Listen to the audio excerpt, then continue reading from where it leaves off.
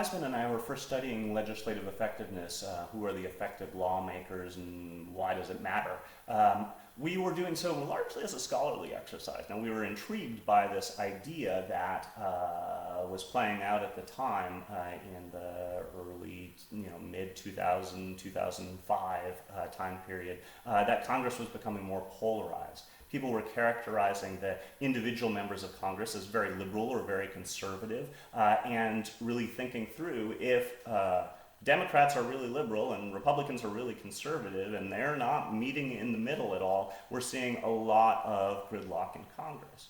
Now, certainly that is the case and seems to be the case and holds steady, but Alan and I were interested in this concept that the most liberal members of Congress and the most conservative members of Congress, some of each of them work to get things done, to move policy forward. Some of each of them work on obstruction.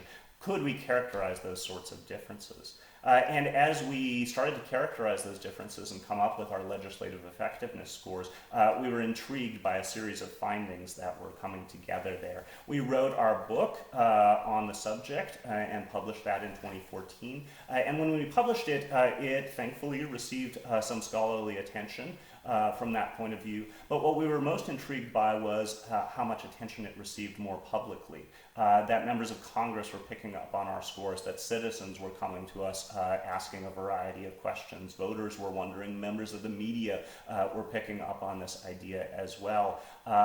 And from that point of view, with the funding support of the Hewlett Foundation, the Madison Initiative within Hewlett, as well as the Democracy Fund, we started to pivot, saying we're going to be founded in scholarly research, but we're also going to engage with the public, with Congress, with lawmakers more regularly. And the best way to do that from our point of view was to set up the Center for Effective Lawmaking.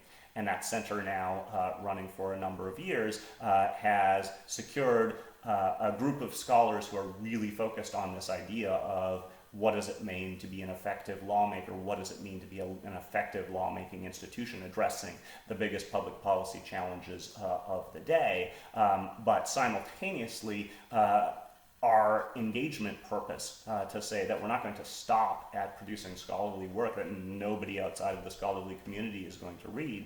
Rather, we're interested in getting that in the hands of staffers, members of Congress, citizens, the media to use in a variety of ways. And we're feeling pretty good about that at present, that more and more people are speaking about who are the effective lawmakers, and are those characteristics of effective lawmakers the ones that should matter the most when we think about re-election, accountability, those sorts of purposes. Now, we're not advocating for any member of Congress to be re-elected. We're not engaged in electioneering, but we are engaged in that cultivation. How could a member be more effective, and what information could we offer them to get things done through this difficult time?